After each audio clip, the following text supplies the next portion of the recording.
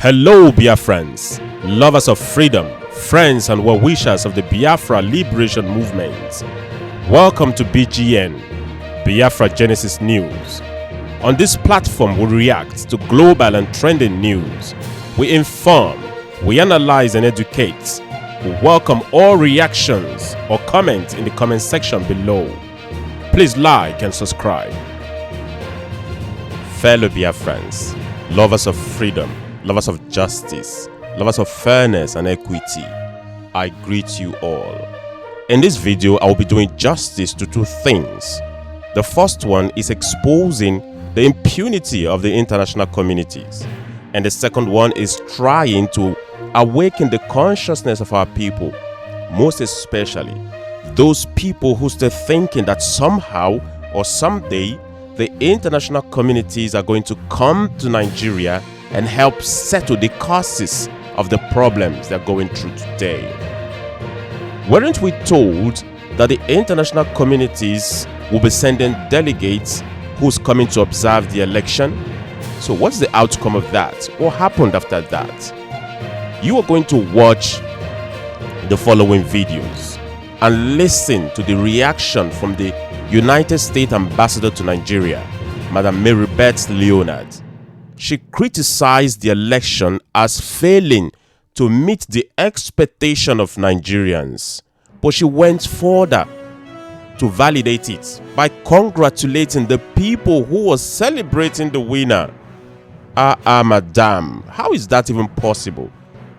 How can you talk from the both sides of your mouth? No be juju be that.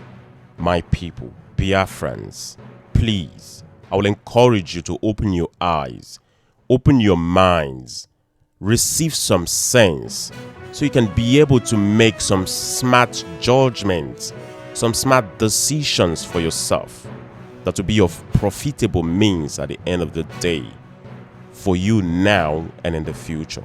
So watch the video, leave your comment to the comment section. I'll see you at the comment section.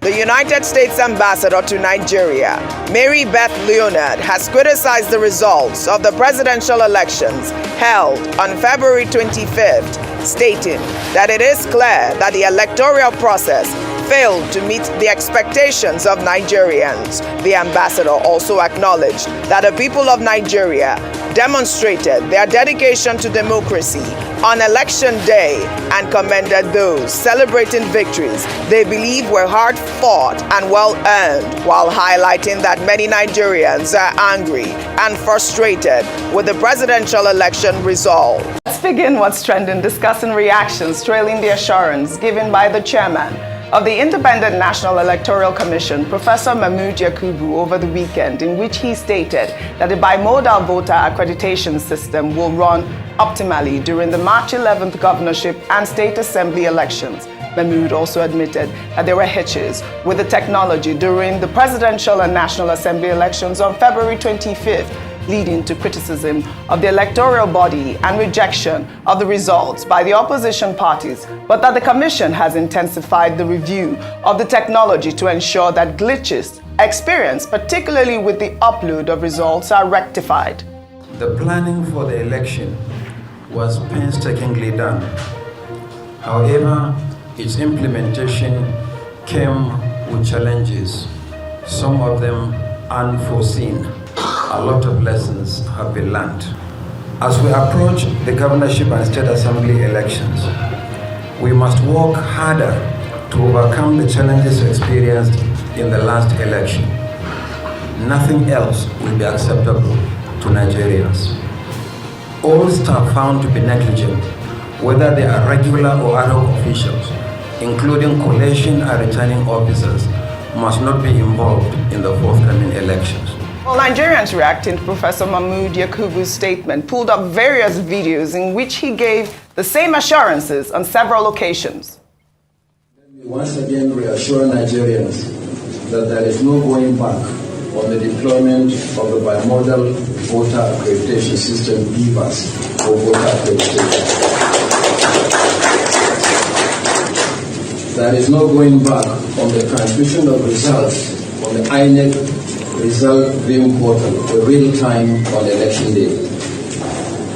there will be no incident form that enables ineligible persons to vote using other people's permanent voters' cards.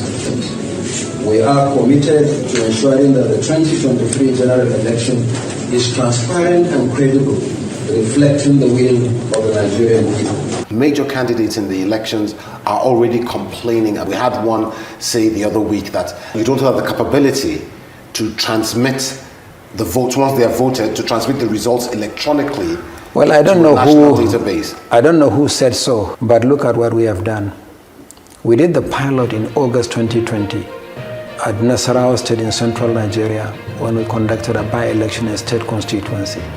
And since then, we piloted the transmission of results in 105 constituencies nationwide, including major governorship elections. We did it in Anambra, we did it in Ekiti and Oshun, we also did it in the Federal Capital Territory. Now, some of them may be small elections in the Nigerian context, but the state with the least number of registered voters in places where we transmitted election results is Ekiti. But Ekiti has more registered voters than Gambia and Cape Verde put together. So we are happy with the pilot that we have conducted, and we are reasonably confident in the strength of the processes. I mean, even in rural areas. The machine on election day doesn't rely on the internet to accredit voters.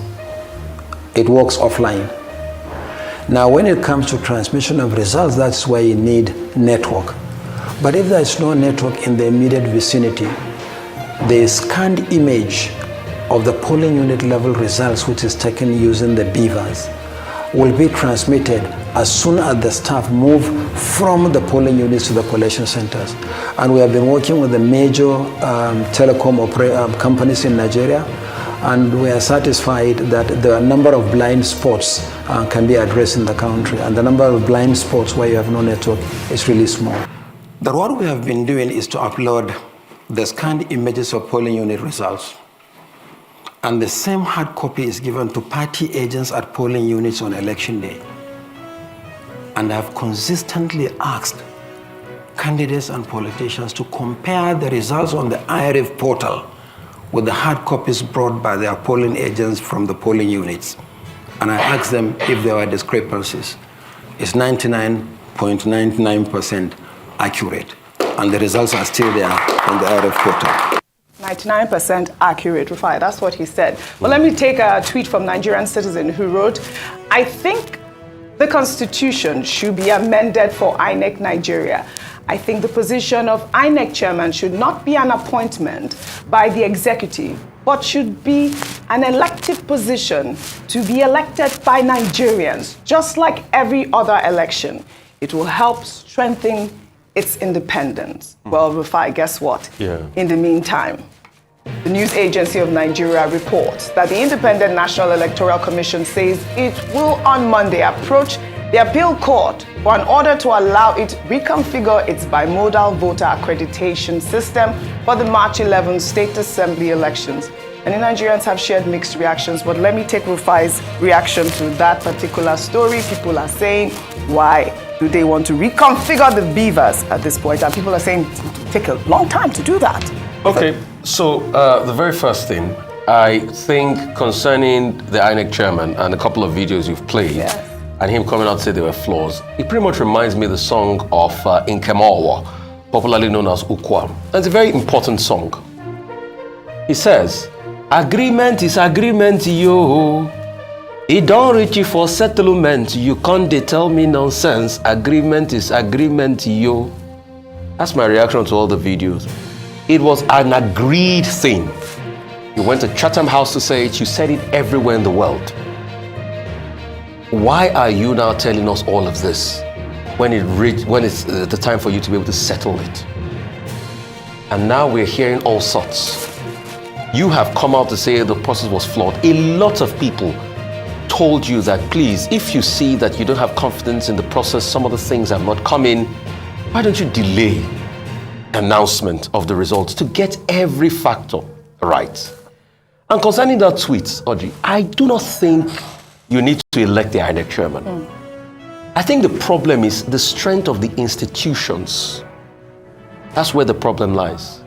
So the question is, if the Constitution says that it is the commission that will review, till date, are we saying that the commission, which is also filled with other people in INEC, have not been able to review what happened in the election and come out with a report, even as to what even happened to the BVAS machine or the IRF, the technical glitch itself? So it is the strength of institutions, and that's why I think now Nigerians should start looking, at who even becomes rec in INEC, who grows up the ladder. Because it is when you get strong institutions right. You see, if we get INEC right as a very strong institution, you will not care who is the head of INEC. Yes. The reason why we're scared who is the head of INEC is because we've not gotten strong institutions right. The question I keep asking you is, who is the head of Electoral College in America? Has anybody even bothered to say, we want to know who is the head of Electoral College? No. Because the institutions have been gotten right. Yes. So INEC now saying he wants to go to court to retweak its BVAS. At the 11th hour. This time, was it also part of the agreement and the guideline that after every elections, BVAS will be retweaked? Is it not the same register that will be used? Please, I might be in appeals on this matter, so please correct me. I might be wrong in my assumptions. I don't shy away when I'm wrong. All right. Maybe you have to educate me.